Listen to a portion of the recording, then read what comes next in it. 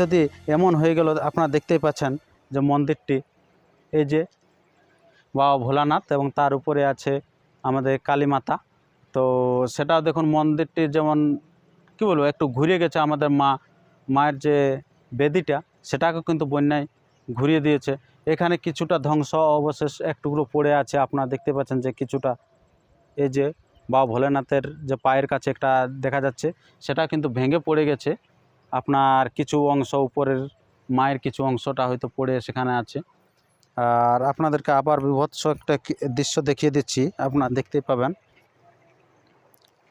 যে এই যে এইটা দেখুন কতটা গর্ত হয়ে গেছে। আপনার এই যে গর্তটা দেখুন, এই যে বেদিটা আছে না, বেদিটার নিচে নিচে অনেক পর্যন্ত খলস হয়ে গেছে। একবারেই বলা চলে যে জাস্ট শুরু, আর শুরুতেই একবারে শেষ হয়ে গেল মন্দিরটি। তো দেখা যাক যে মন্দির কর্তৃপক্ষ কতদিনে এটা তৈরি করতে পারছে। আমি সে দৃশ্যটি আপনাদের কাছে যদি পারা যায় আমি তুলে ধরবো, আরও কবে সুন্দর হয়ে ওঠে। এত সুন্দর হয়ে উঠেছিল, এই যে দেখুন মূর্তিটি, সেটা টিনে কিন্তু লুকিয়ে গেছে আর কি, আর কিছুটা এখনও উপরে আছে।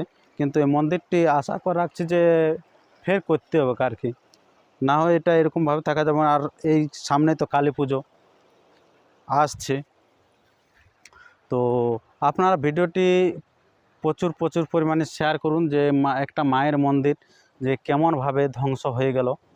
তো সেটাই দেখা যাক যে কবে ঠিক করছে, বা যদি এই মন্দির কর্তৃপক্ষ যদি সেরকম কিছু মানুষের কাছে যদি চায়, তো অতি অবশ্যই আপনারাও কিছু দেওয়ার চেষ্টা করবেন। কারণ মন্দিরটি যেহেতু শুরু করতে ছিল তারা ধীরে ধীরে, সেটাই যে শেষ হয়ে গেল। এখানে অনেক সময় তারা করে আর কি, দান দক্ষিণার একটা বাক্স আছে, সেখানেও যদি পারেন তো সে বাক্সে কিছু একটা দিবেন মূল্য, যাতে তৈরি করতে পারে সুন্দরভাবে আবার।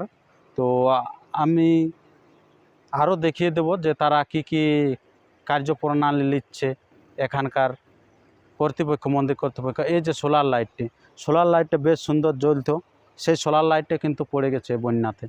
আপনারা দেখতেই পাচ্ছেন যে তাহলে কত ক্ষয়ক্ষতি হয়েছে। আর এই দিকটাতে সে বন্যার ইয়াটা এসেছিলো। তো আর বেশি কিছু কথা না বলে আমরা ভিডিওটি এখানে শেষ করছি। এর পরবর্তী ভিডিও পাওয়ার জন্য সুস্থ থাকুন, সবল থাকুন। আর মাকে যদি ভালোবেসে থাকেন তাহলে জয় মা বলে আপনারা কমেন্ট বক্সে কমেন্ট করুন। আর ভিডিওটি প্রচুর পরিমাণে শেয়ার করুন। যে এই পেঁড়া এবং চিপিদা গ্রামের মধ্যস্থলে যে মন্দিরটি, সেই মন্দিরটি কিন্তু ভেঙে গেছে বলতে সম্পূর্ণ ভেঙে নেয়, অনেকটাই, কিন্তু বেশিরভাগটা অংশটা ভেঙে গেছে। তো ওটা আশা করে সে ঘুরে তৈরি না করলে মনে হয় আরও হবে না, আর যদি হয়তো সেটা আরও ভালো।